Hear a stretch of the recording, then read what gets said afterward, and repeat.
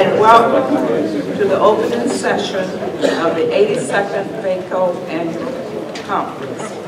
I hope you all rested well and got a good breakfast, because we have a full day of education and collaboration planned for you. We hope this conference will energize you and provide you with the information and connections we all seek as county officials.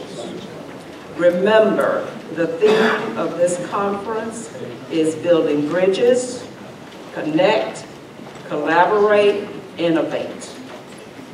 We have developed the education and events around this theme and ask you to make the most of our time together and participate throughout the day. Make note of the special session in the exhibit hall planned this afternoon just after lunch. We have scheduled free time and hope you will enjoy meeting our exhibitors and connecting with other attendees. Please remember to fill out an evaluation in each session you attend, whether it's on the conference app or the evaluations inside the room. The information you will provide helps us shape future VACo education, a pillar of our association. As we begin this opening general session, I would like to introduce members of the Roanoke County Police Department Color Guard, commanded by Sergeant Jason McNamara, who will present the colors at this opening general session of VACo's 82nd Annual Conference. Please rise. The Roanoke County Police Department Color Guard presents the colors.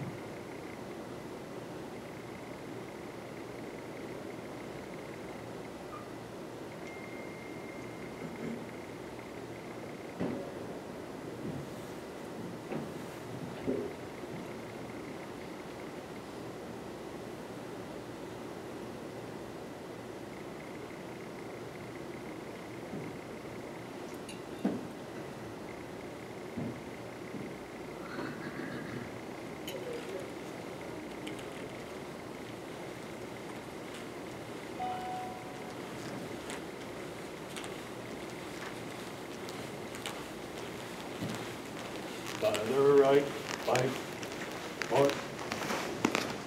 Please remain standing while we engage in the Pledge of Allegiance.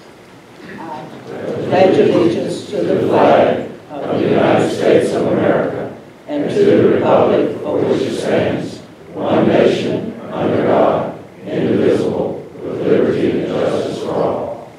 Thank you so much. You may be seated. Now I'd like to call the Honorable Bob Horner, VML President and Mayor of the town of Gordonsville to the lectern. So Brian's the president.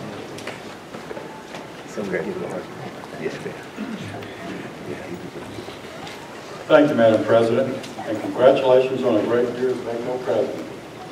Surrey County and all the counties of Virginia are certainly grateful for your service and your leadership. It was just a few weeks ago that your President delivered greetings to VML members assembled in Virginia Beach during Hurricane Matthew, I might add. It was quite a trip. Well, good morning. I'm Bob Pointer, Mayor of the town of Gordonsville in Orange County, and President of the Virginia Municipal League. It's my honor and a pleasure to bring you greetings from VML this morning. Now, more than ever, the strong partnership between our two organizations is critical to the success of the Commonwealth. We are not quite 1 week removed from a national election that was as divisive as any in history. The constant barrage of negative attacks was deafening and in many ways tore at the very fabric of our country. It's no wonder the public confidence in government, and in particular the federal government, is at an all-time low. But we at the local level don't have the luxury of harsh words or pandering to wealthy political interests. There's no time for such divisive politics for us. We must work together each and every day to serve all the citizens of the Commonwealth to the best of our ability. Our citizens need quality education, clean drinking water, safe streets, accessible transportation, and much more to build a quality of life that each Virginian deserves. That's why a strong partnership between the Virginia Association of Counties and the Virginia Municipal League is so important. Together, our associations serve the localities who serve our citizens. And together, our associations promote good government in a positive and cooperative way. We at VML value this relationship and the numerous successes that resulted from our partnership and advocacy over the years. But many of the wonderful services we provide cannot truly be enjoyed without a healthy citizenry. And as I give you some startling facts that should get your attention about the health of our state and our localities, you might get the inkling that we started a Healthy Communities initiative at VML, and I'm going to appeal to you guys to consider the same at VACo. Here are some startling facts that should get the attention of every supervisor and local official at this conference. More than half of Virginia's adults are overweight, most of us, or obese, and therefore at risk for many chronic conditions including diabetes, heart disease, cancer, arthritis, stroke, and hypertension. 1 in 3 youth. Now keep in mind, youth, that's when we were all skinny, even us big guys. We were all skinny when we were little, right? Now, 1 in 3 youth is overweight or obese. Children are being diagnosed with diseases now that have only historically been seen in adults. Type 2 diabetes, heart disease. And this is not congenital. This is developed from eating sugar all day and not exercising. These are our children. And of course, I'm not the first one to speak about this. You know, when I was in elementary school 1,000 years ago, President Kennedy, we had the physical fitness. So the point is, everyone has these initiatives, and we're still getting worse and more obese. So if you think it's already being done, just keep in mind it's not being done effectively, and this needs to be initiated with a goal in mind, as opposed to taking a stab at it, patting yourself on the back, and forgetting about it. We have to set out to make a difference here. For the first time, the current generation of children are expected to have shorter lives than their parents. So forget all of your biotechnology, all of your space-age cures, all of your labs and all of your hospitals. With all of that, our children aren't going to live as long as us. Because for the entire time they're alive, we're poisoning them. But we're too busy to think about it, but please think about it. If this health crisis had happened to us suddenly, overnight, if overnight we went from how we were in 1968 to 2008, we'd be shocked. We'd call it a national epidemic, a national disaster, a national disaster. We'd mobilize every resource, every constitutionally allowed legislative response possible to fight it. But it happened gradually. It happened gradually when we're too busy to pay attention. It's not that we don't know. We hear about it all the time, really. So we know, but we don't really pay attention. And we're not really aware of the consequences in money and in the toll it takes on. As a country, we are the people. We are our labor force, our workforce, our military, our students, who, especially our young ones, they're bouncing off the walls because they eat sugar all day. So our country is the people. And the people now, relative to our past, are weak and unhealthy and unfit. Historically, we were strong and healthy. I wouldn't want to go through World War II right now. We'd have to have 6 years of basic training. It's really that bad. It really is that bad.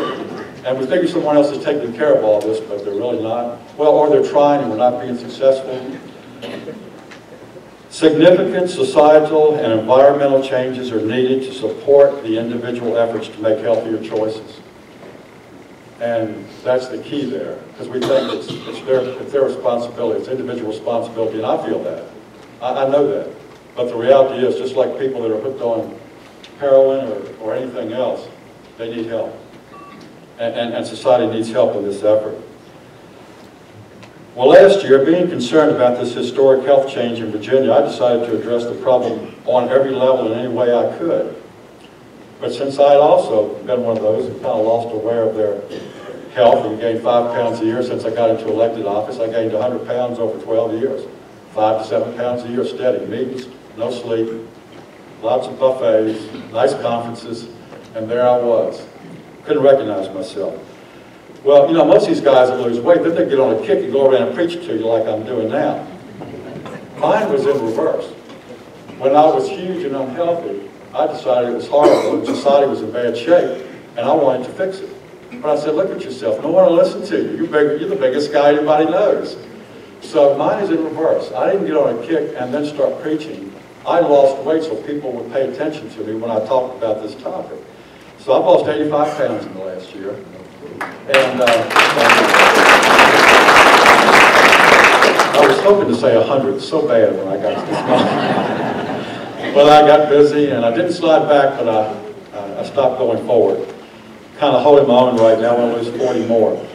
But the point isn't about my weight loss or any individuals, or even telling you about the latest diets and that sort of thing. I really approach my personal thing as increasing my health, not losing weight. But of course, weight is a big issue in that. I blog daily on my Facebook page about my journey, during my journey, and it's been one of the most gratifying things. We know our basic job as supervisors and as mayors. You know, we know about our transportation. We're going to take care of that. I'm not asking you to substitute this initiative for any of your core work.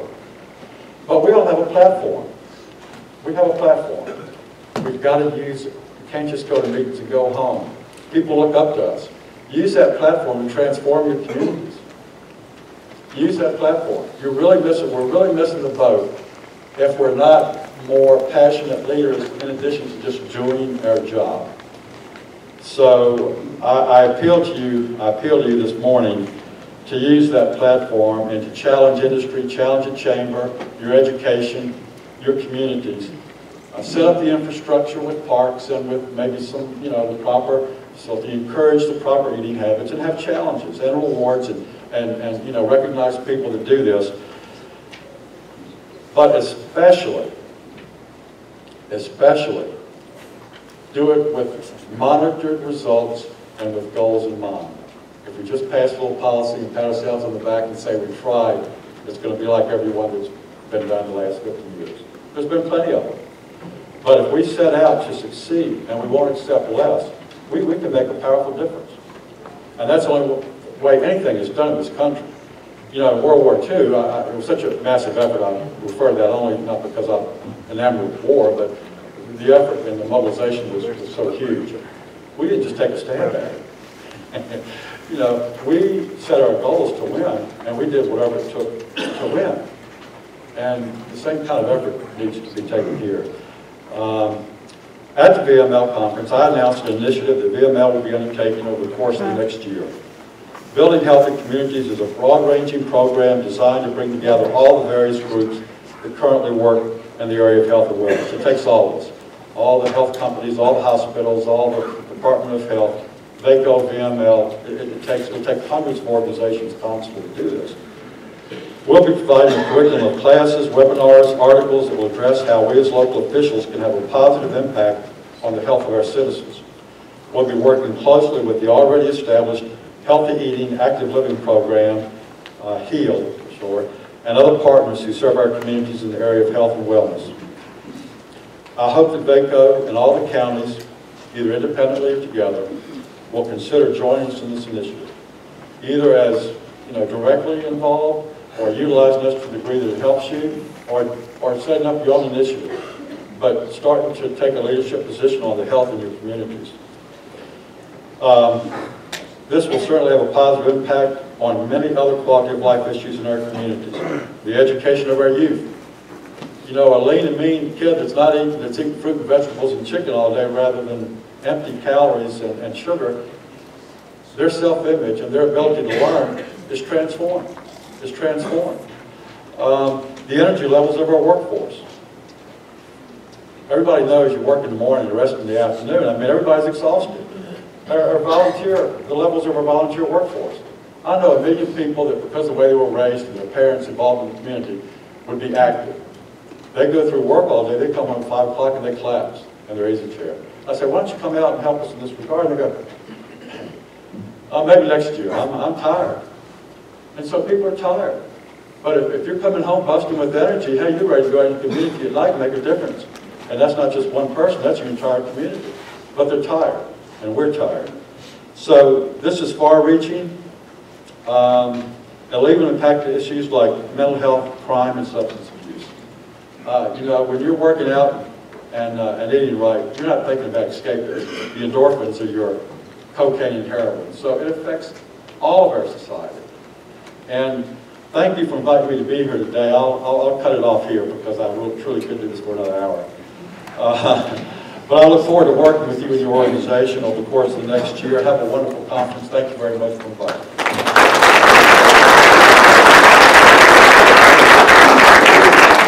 Thank you. And we have a challenge. And so let us consider it. It's a good challenge, and I invite you to take that challenge on. Thank you, Bob. VACo values our relationship with EML, and it was a pleasure to be in Virginia Beach and at your conference. And we look forward to working closely together for many years to come. At this time, I'm going to ask Dean Lynch to come forward. Thank you.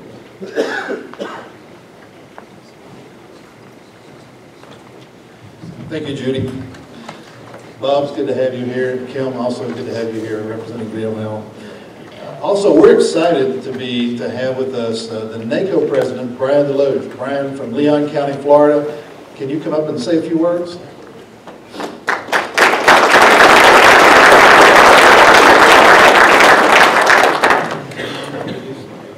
All right, I'm going to take over for now. So I'm Brian Deloge. I'm a Leon County Commissioner. I'm the president of NACO this year. Let me tell you what an honor it is to be here and how excited it is to be here, and I appreciate the hospitality. It's a beautiful place.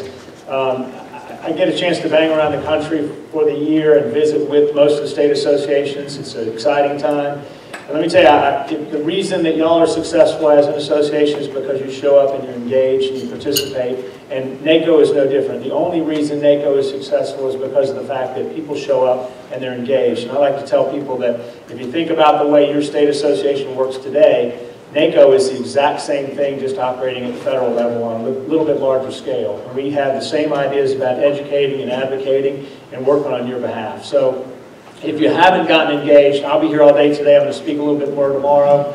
You have a great president. Congratulations on a great term, President Little. And you have a great exec, who I spent a little bit of time with about a month ago, way west of here.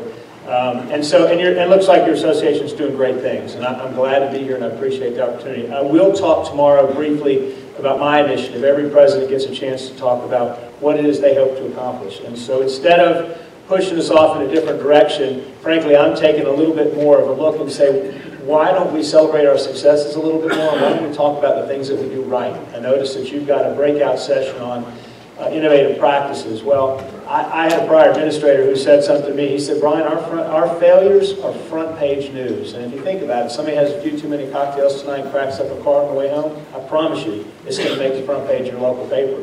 But nobody's going to hear about some innovative program where you reduce the jail population or that you figured out a way to provide a service for less money. And the only way, unfortunately, it's been passed around in the past is anecdotally and through achievement awards. And I'd like to try and step it up a little bit. And I want to be able to talk about what are the 100 best practices across the country today in county government. And there are some very cool things going on. And I'll talk about it and expand on a little bit tomorrow. But anyway, I'm excited about being here. I appreciate the opportunity to come in and I look forward to seeing everybody. Thank you very much.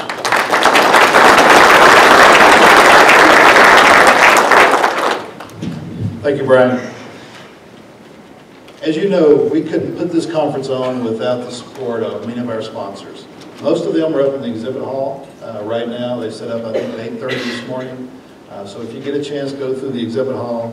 But I would like to just take a moment to recognize some of our sponsors this year that have amped up and have helped us more this year than they have in the past. If you're here, please stand so you can be recognized. VACo, which is the VACo insurance programs. Chris Carey and staff, great to have you here. VACo VML Finance, Bob Lauterberg, Bo Blevins, Steve Mulroy. Aetna Insurance, Monty Robinson and Kim Patrick. Are you all here? Oh, good to have you all here. Nationwide Retirement Solutions, Debbie Turner, Carlos Green, and Dave Bellamy. Good to have you all here. Dominion Resources,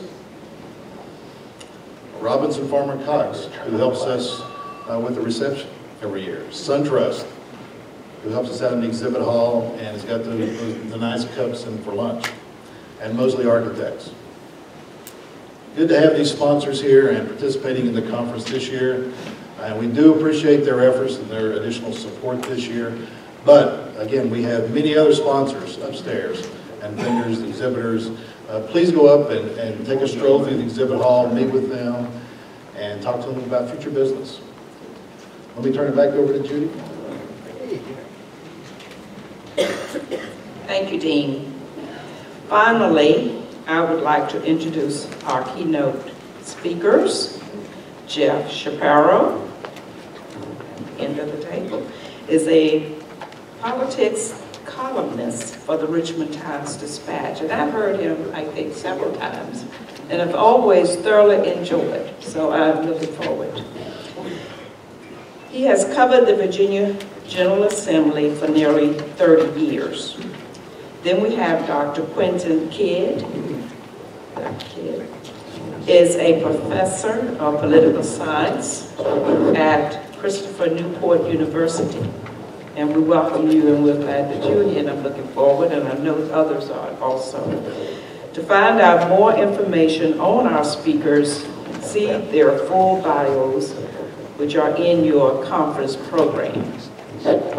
The topic of today's opening general session will be a discussion of civility in politics. Dr. Kidd will present findings from his 2012 study of civility in Virginia, and Mr. Shapiro will talk about his observations of civility in the General Assembly. Gentlemen, thank you for being here today. We're glad to have you. Well, thank you for having us. I'm going to adjust this so I don't blast people away.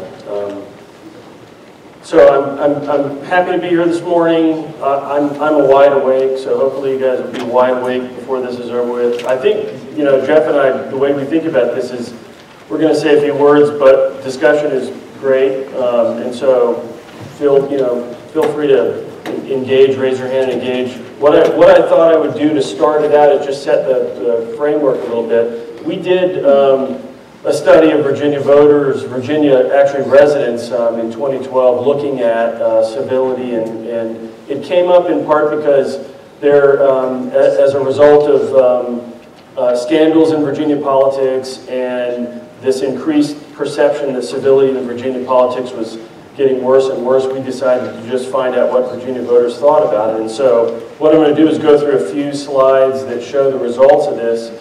study, just to lay the context, and then we can have a discussion from there. I think if I'm on the point there, right, so the first slide is based upon a question that asks Virginians to rate the level of civility in politics nationally and to rate the level of civility in politics in Virginia. And what I've got is, and we said basically on a scale from 1 to 10, with 1 being the worst and 10 being the best, how would you rate the civility of federal politics, national politics, and how would you rate the civility of politics of Virginia? And I've got 2 big circles drawn on here. One demonstrates the propensity of responses as it relates to national politics, which are the red bars, and the other circle relates to the propensity of answers as it relates to Virginia politics. The scale is, you know, on your left-hand side 1, on your right-hand side 10. So left is bad, worst, right is best or good. And so you can see that the vast majority of respondents rate civility in national politics somewhere between 1 and 5. So on the bad side. And not an insignificant 2/3 of respondents rate civility in Virginia politics 5, 6, 7, or 8. A couple of things I think are important about that. A, the differences between views about national politics and views about Virginia politics. Clearly we see the lack of civility in our national politics here in Virginia. Very few of us see much civility at all in national politics. I don't know who that, 1/2 of 1% is on who say 10. They must have come from the Fight Club. They grew up in the Fight Club. The other thing that I think is of note here is how few people rate Virginia politics, the civility of Virginia politics, as a 9 or a 10. And I think we have this impression that Virginia politics is genteel and civil, but the reality is very few people think Virginia politics is as civil as it maximally could be, even if we don't think Virginia politics is as bad as national politics is. All right, next slide, and I'll come back to these slides if anybody has any questions about it. We asked respondents to tell us whether they thought the civility in politics in Virginia and nationally had declined, improved, or stayed the same in the last 5 years.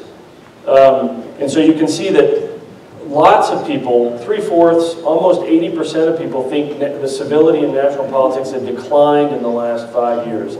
These are Virginia respondents, right? However, 1/3 of people in Virginia thought Virginia politics, the civility of Virginia politics had declined in the last 5 years. Almost half of respondents thought civility in Virginia politics had stayed about the same over the last 5 years. A very small percent, 11% in Virginia and 5% nationally, thought civility had improved in politics over the last 5 years. So again, you see the difference between what we perceive as the level of civility in national politics versus what we perceive as the level of civility in Virginia politics in relation to decline. You see a similar kind of trend. We think it's gotten worse nationally than we think it's gotten worse in Virginia. However, a not insignificant number of people think it's gotten worse in Virginia in the last 5 years. 1/3 is not an insignificant number here. Next slide. We asked some normative questions. Is civility in politics important for a democracy? And is respectful disagreement possible in our current political environment? And what you find is that the vast majority, 86% of people, think civility in politics is important in a democracy. We have to have it, in other words. Only 11% of people say it isn't important in a democracy. And a similar number of people, 84%, think that respectful disagreement is possible in our political environment. Again, 14% of people think it's not possible.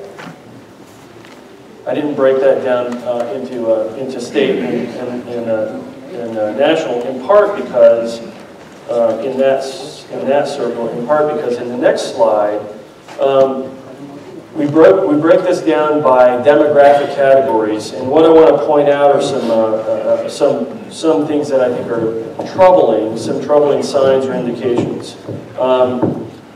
So in the civility, is civility important for a healthy democracy? 86% of people say it is, and you find pretty much across the demographic categories some consistency in the level of responses, anywhere from a low of 83% to a high of 90% of people say, yes, it's important for a healthy democracy. There's pretty much consistent agreement across the board, across sex, age, race, education, that civility in politics is important.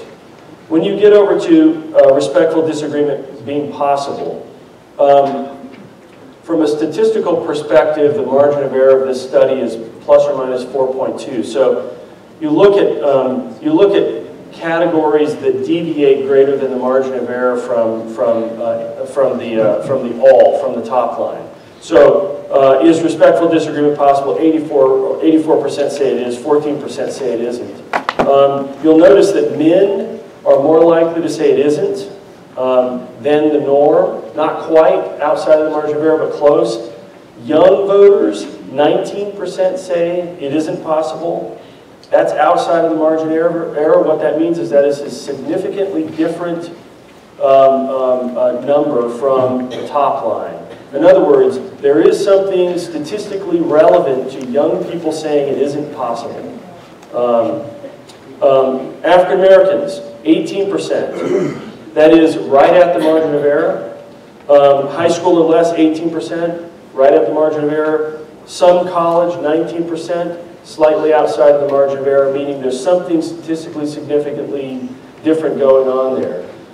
If you take those categories as a whole, we're talking about younger, college-educated or less, and minority residents who find respectful disagreement not very possible relative to the top line. Right, so just think on that. We can talk about that later. What are the effects of uncivil politics? 67% of people say it turns them off. So they're less likely to participate. They're less likely to go to the city council or county board of supervisors meeting. They're less likely to want to go to the school board meeting. They're less likely to want to be engaged. And then the next slide, who are those people that get turned off? Again, if you look at the top line, 67%, what deviates from that top line beyond a little over 4%? Women, 73%, and people with more education, college education or higher, 72%. I'm not paying much attention to the other category, in part because we're not sure what it really means. So essentially, we've got, in some ways, two trends that are troubling potentially. One is, with the group of people that find respectful disagreement not possible or less likely to be possible. And the other with the group of people that are less likely to be engaged in an uncivil political environment. Women and people with a college degree or higher. Now, I just wanted to lay this out, to lay the groundwork. I'm going to stop there, and we can come back to any of that if we need to. I think in overall what it tells us is that people in Virginia are increasingly recognizing the more partisan environment that is Virginia politics. And Jeff will talk about this a little bit more, but as I've made this presentation about civility in other settings, I've had a not insignificant number of older residents who will say, I remember a time when you know, people would never say the kind of things that people say to each other in public.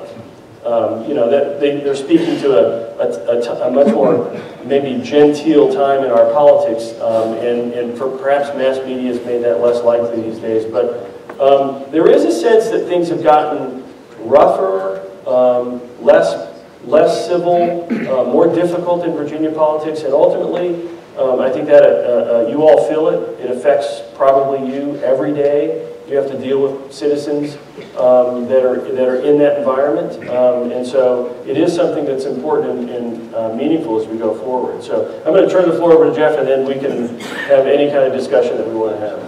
Thank you, Quentin. Good morning. Thank you for having me back. It's always a pleasure to join VACo in the high country, a good distance from the blast zone in Richmond. I will stipulate, as a newspaper reporter, that I'm all for incivility. It keeps me employed. But that said, my own adrenaline fix notwithstanding, there are, I think, a number of reasons we find ourselves in this situation. Of course, as local government officials, you certainly have your partisan preferences. Often you share those with your constituents. But I think it's probably safe to say that most of you have been elected and re-elected largely because of an enduring friends and neighbors reflex among voters. Whether sending people to city or town council or to county boards of supervisors, Virginians are choosing people they know. That was very much the rule at the General Assembly. And well into the competitive era in Virginia politics, marked with the election of Linwood Holden in 1969 as the first modern Republican governor. Democrats retained a very substantial majority in the General Assembly, yet even as the state was becoming more competitive politically, because those Democratic legislators were relying on the votes of people back home who knew them, not as Democratic legislators, but as delegates and senators who happened to be Democrats. Of course, that has changed. We have a Republican majority in the General Assembly. We have a sharply partisan Republican majority in the General Assembly, but we also have a sharply partisan Democratic minority. And I think there are a number of explanations for this, and certainly the consequences of this partisanship. One, we may not like to admit it, but I think we tend to be self-sorting as people. We move into neighborhoods that are comprised of people like ourselves. Two, I think we tend to turn to information sources that confirm our prejudices, as opposed to challenging them. Anyone with an attitude and access to the internet can find something that affirms their views, for good or for ill. Some of it's pretty mainstream, some of it's not.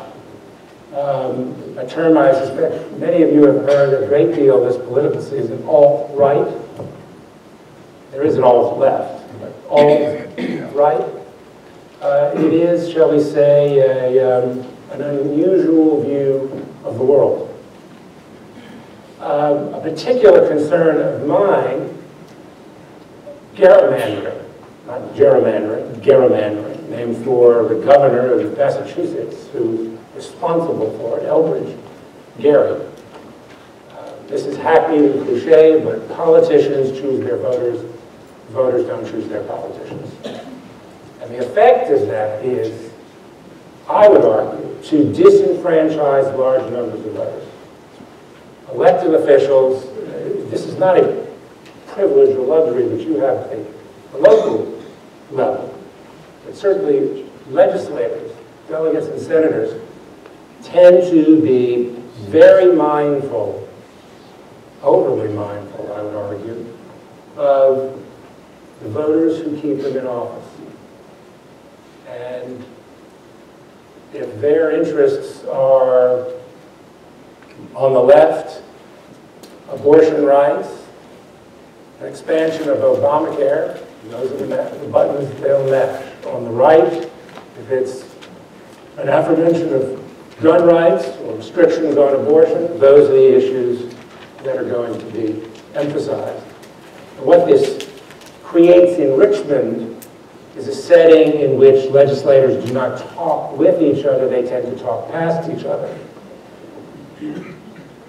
I think the greater consequence of this is, and I'd be interested to know what you hear or what you observe in your legislators when you're dealing with them back home or when you see them in Richmond, and that is a dangerous level of incuriosity among elected officials, in particular legislators. They just don't want to know about issues other than those that are essential to perpetuating their power. Now, I will stipulate that legislative bodies are supposed to be provincial, parochial, but increasingly, legislators, Republicans and Democrats, have difficulty considering issues that have an application beyond the borders of their district. Now, what this creates, I contend, is that fourth branch of government, the lobbyists, tend to have even greater influence. Now, I think it's important to point out that lobbyists, for the most part, almost to a man and a woman, know their issues well. They are experts, whether they are association people, whether they are contract lobbyists, whether they are lawyers. They know their issues. They are reliable sources of information. But if one combines the power of their information, remember what Plato said, epistemai staiduimas, knowledge is power, with the power of their checkbooks, and of course, when it comes to political contributions, the sky is the limit in Virginia. I think we have a pretty good idea who's calling the tune in Richmond. Fourth, the generational shift in politics, and in so many other settings, but in particular in politics. As younger people move into positions of responsibility, I have found, at the soon-to-be ancient age of 62, that among younger legislators, politics is almost like a video game. You know, the more gratuitously violent, the better. And finally, I hope this dovetails with Quinton's presentation, and that is the nationalization of Virginia politics. The majority of people who live in Virginia are not from here, present company included. 52% of the people who live in Virginia are non-natives. And that's not confined to that great eastern crescent. I mean, one is seeing this all around the state. This in-migration of non-natives contributes to the sharpening partisanship in that these people bring with them different attitudes, different ideas, different voting habits. And I think as a result, the partisan cues, whether someone has a D or an R after his or her name, become even more important. And I suspect that this is something, this is a perilous tide with which you are contending at the local level too. Thank you.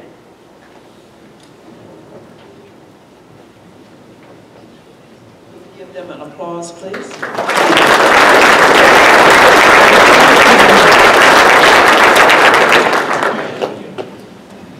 As usual, I have enjoyed both of your speeches and made note, and hopefully others have done the same.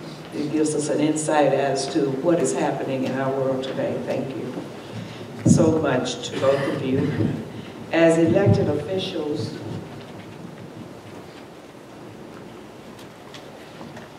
at this time, I'm reminded that they are available and have made the announcement that they're willing to answer questions. So at this time, we will have a question and answer period.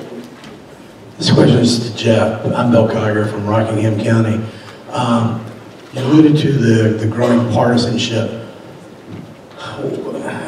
Do you believe that maybe term limits on members of the Senate and House of Delegates would help bring government back to a solid ground of bipartisanship and force us a little bit more to talk about issues that are common to both rural and urban centers, because it appears that our partisanship is based upon the geographical demographic of urban northern Virginia, central Virginia, Tidewater area versus the far western and southwestern parts of Virginia that are very red. I am not a fan of term limits. In fact, I would say that, as the late Hunter Andrews said, some of you may remember Hunter Andrews, the longtime Democratic Majority Leader from Hampton, also chairman of the Senate Finance Committee, a very imperious fellow who served over 30 years as a state senator. He would argue in that wonderful Tidewater lilt of his that Virginia already had term limits. It was just a matter of voters being mindful of their elected officials. And if they're not happy with whoever they've chosen, they go to vote them out. Now, I recognize that using that Trumpian parlance, that maybe the system is somewhat rigged with redistricting, or at least with partisan gerrymandering. That's certainly a complication. But the inattention of the electorate as well is a problem here. Jerry Beliles, who was governor from 1986 until 1990, was fond of pointing out back then, so we're talking about over 30 years ago when he was elected to the governorship, that politicians don't simply compete with one another. They compete with, again, going back 30 years, it would have been the advent of cable television. Like, suddenly the standard cable package was several hundred stations. That meant that a politician had to contend with round-the-clock news, non-stop entertainment, sports, what have you. I would argue that this has become even more acute in the social media era, whatever is streaming on one's handheld. And this means that politicians have literally seconds to make their point. Whether it's conventional over-the-air advertising or something online that is scientifically placed on a particular website because it is a magnet for a very specific demographic. With all of that clutter, with all of that static, and that fleeting opportunity to make a point, politicians tend to emphasize, the most emotive, I would argue the most trivial. So, flashback to 1997 when Jim Gilmore was standing for governor. He reduced his candidacy to 3 syllables, no car tax. And frankly, as local government officials who were somewhat reliant on the car tax, remain somewhat reliant on the car tax, I don't need to remind you that, you know, one of the most perilous and still unaddressed issues in Virginia government today is this antiquated tax system. So I give Governor Gilmore credit with identifying the car tax as, you know, something no one particularly liked, but he only took a half a step. It really went to the larger issue of some scheme of tax modernization. We can talk about that another time. So fast forward to 2016, instead of no car tax, it's Make America Great Again. So I don't know that term limits solve the problem. I do know that the kind of drip, drip, drip of demographic change will eventually erode many of these artificial barriers that, in the case of the Virginia legislature, the Republican majority has erected. And I would note in the case of Harrisonburg, Rockingham County, that it wasn't too many years ago that a state senator named Mark Obengame, God love him, who would, you know, vote for a Republican if you dug him up and stuffed him, introduced in behalf of the Harrisonburg City Council a charter bill that would move the councilmanic election from May until November. Senator Obengame felt he was only doing a favor to a large city in the heart of his heavily rural district. It was enacted without any fuss. In 2008, every student at James Madison University cast his or her ballot for Barack Obama and going down the ballot, voted Democrat and installed a Democratic majority on the Harrisonburg Council. I think, don't hold me to this, I checked this, I think at that point, it hadn't been since Roosevelt in the 40s that Harrisonburg had gone Democrat. So all of those gowns stuffed into your tidy little town are remaking the place. And they'll contend with the dissatisfaction of or lack thereof that the public has for its elections. I would also say I'm not a fan of term limits for this reason. They tend to, there's a lot of political science research in this, they tend to empower lobbyists. More so than lobbyists are already empowered. And in Virginia, that is particularly an acute problem because Virginia is one of those states that does not limit campaign contributions. And so lobbyists have a tendency to be more powerful anyway. Term limits tend to make lobbyists more powerful, tend to shift the policy-making authority when it comes to the intellect of the policy to the lobbyist slightly more than to the legislator who has 20 years of experience. I mean, what a legislature is supposed to be is a body of a collective body of experts in certain areas. I mean, the reason we have the committee system in the legislature is because nobody can be an expert in everything, and so you specialize. You join a committee that is dealing with a policy area that's relevant to your constituency, and you become an expert in it. And on policy, you should be objective. On politics, you can be partisan. And so what happens with term limits is you end up getting rid of somebody just as they develop a level of policy expertise that allows them to actually contribute to the legislative body in a productive way. And you bring in somebody completely new who doesn't have any of that policy expertise. And so there's a downside to term limits. People used to see it as this silver bullet to solve the career politicians, but the downside is what comes with that career is a lot of policy expertise that you get rid of completely. So that is a downside.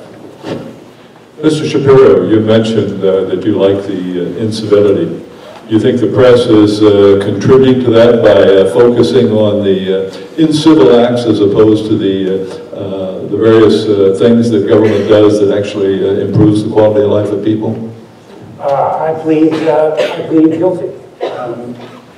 There is a lot of poor behavior in politics, and the press tends to concentrate on that. But I would also argue that if our legislative body is supposed to somehow be a reflection of the people it serves, it tends, the legislature tends, as is the population, to be a somewhat imperfect entity. Our politicians may behave badly, but our voters do too. And I think the press tries to point that out as well. I think maybe one particularly glaring example might be this string of protests, right and left, in the hours following the Trump victory for the presidency. That there is good news, broadly defined as good news, that is often overshadowed by this. Yes, in fact, I was reminded of this in a conversation last night, and to the mayor's remarks about the health crisis that is evident in Virginia. Some of you may be familiar with an entity called the Commonwealth Institute. It's a slightly left of center research entity in Richmond that early in the Medicaid expansion debate put together some fascinating figures that indicated that in rural Virginia, red Republican Virginia, the absence of health care is greater than in any other areas of the state other than the urban core. The ability of local governments and even the legislature to try to deal with that in the absence of a consensus on Medicaid expansion is perhaps a somewhat encouraging story that doesn't get a lot of attention, that the state is trying to be more efficient in how it administers what health programs are available. One, for example, a regional, a very local example, and I hope there are people here from Lee County, which at one point during this healthcare debate did not have a hospital. In Lee County, there was a veterinary hospital, but there wasn't, one for bipedal animals. Where the legislature figured out a solution and created an authority to reopen one of the hospitals, actually I think the only hospital in Lee County. And right now the big issue is who's actually going to manage it. So there are some, good news stories that, yes, are overshadowed by the punch and counter-punch that we ink-stained wretches tend to overemphasize. And the occasional reminder from readers and elected officials that, maybe we should consider the other side of the story. That's all very helpful. Thank you. Mr. Shapiro, John Weistat, Arlington County. My question is, how do you believe the recent national election and the change of administrations is going to impact the political dynamics of the 2017 statewide races in Virginia? And I would hope that Clinton would weigh in on this as well, because I suspect that the Watson Center is going to try to measure this in some quantitative way. My gut tells me, and conversations with legislators, particularly Republican legislators, tells me that the Republican majority of the General Assembly, which is already a fairly restive crowd, will attempt to be more so. And not because there's been this great mandate as a consequence of the Trump presidency. Keep in mind, Virginia went with Clinton, and comfortably. And in part thanks to the reliable democratic reflex of jurisdictions such as your own. But 2017 is a gubernatorial election year. It's also a House election year. And while the politicians will try to be on their best behavior lest they offend voters, I think they're also going to be mindful of the base. And so that there will be an attempt to mash some of the buttons to get those core voters, Republican and Democrat, more energized with the primaries in June and the general election in November. Now, what issues? How might that manifest itself on the issues front? Maybe pushing the envelope a bit further on some of those tried and true issues. Firearms rights, immigration control. I mean, listening to certain members of the Republican caucus in Richmond, you'd have think that Richmond had a border with Mexico. So there'll be talk like that, and again, I think that Clinton's probably got a fairly quantitative sense of that as well. So I think it could either be rambunctious or it could be less rambunctious. It's not going to be placid for sure. The question about rambunctious or less rambunctious has to do, for me, with the Republican primary in June. To Jeff's point about the rebellious, energetic Republican base, Corey Stewart has made it very plain and clear that he's going to try to ride the Trump energy in the Republican Party to the nomination. If he's successful at doing that, it's going to be a very rambunctious fall election, and because we're going to have at the top of the Republican ticket somebody who is every bit as Trumpian as Trump himself is, and Ralph Northam, who is intellectually brilliant but very calm and mellow in many ways, and so you would have these really two stark contrasting personalities at the top of the ticket. If it ends up being Ed Gillespie, then you're going to have two very, in many ways, standard politicians who are at the top of each ticket, and so it may end up being a gubernatorial race that defies the trends in national politics in terms of its sort of tone and rebellious spirit.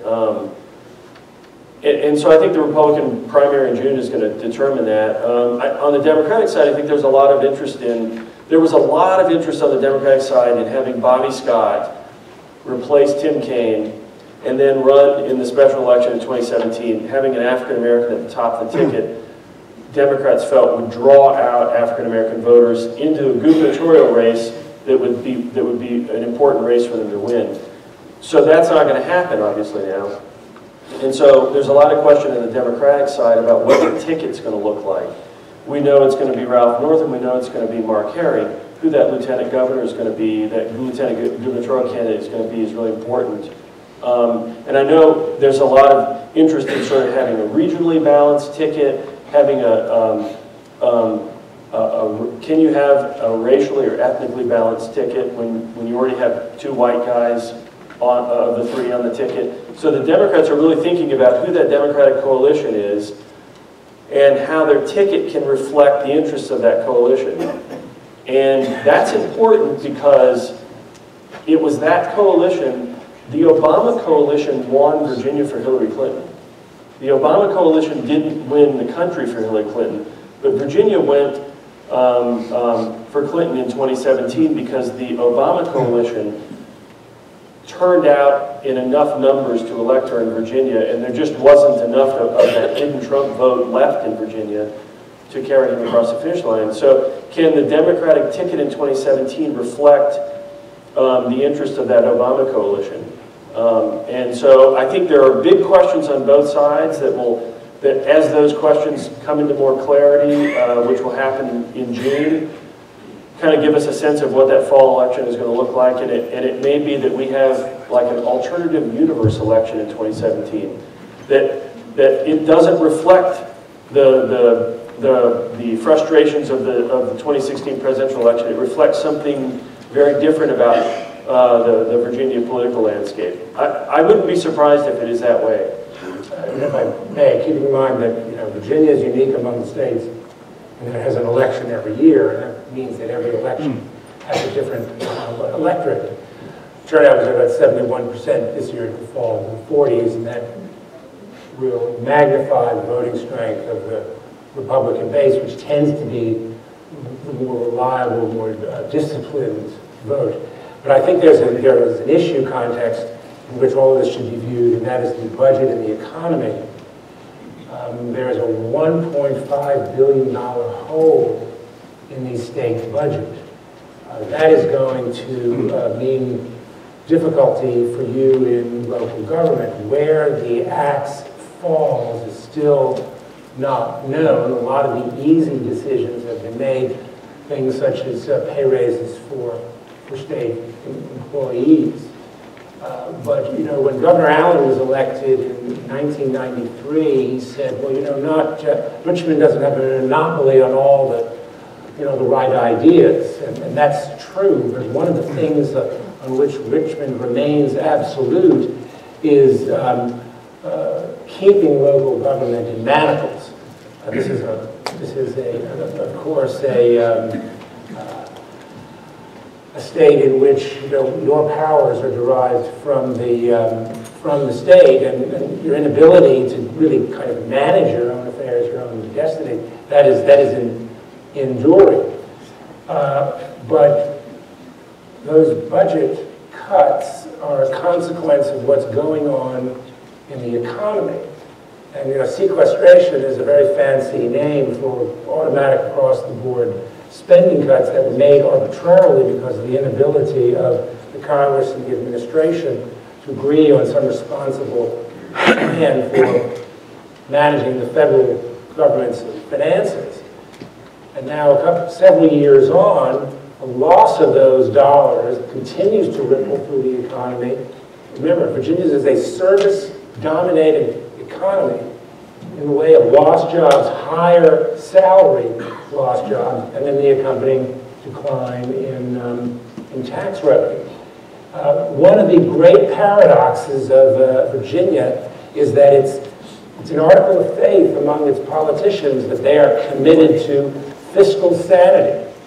But those same politicians, particularly those who serve at the national level, can't get their snouts into the federal trough soon enough, so that we now are at a point where fully a quarter of the state's economy is derived from federal spending, direct and indirect. And those of you who are in business know the perils of having a single customer who accounts for a quarter of your receipts. When that customer goes the other way, you're out of luck. And so this need to somehow really diversify the Virginia economy is important. But I don't want to sound like an apologist for Terry McAuliffe, because God knows his inexperience in government, I think, continues to manifest itself sort of on a continuing basis. But Ed Gillespie, who would bring to the governorship as much inexperience, if not more, has made a great point of chiding this administration for somehow not doing enough about the economy. Well, the fact is, there's not a lot that a Virginia governor or the Virginia General Assembly can do, in large part because of our overdependence on the federal government. Thank you. In order to keep on time, that was our last question. Thank you to those who asked the questions, and thank you to our speakers for answering. This concludes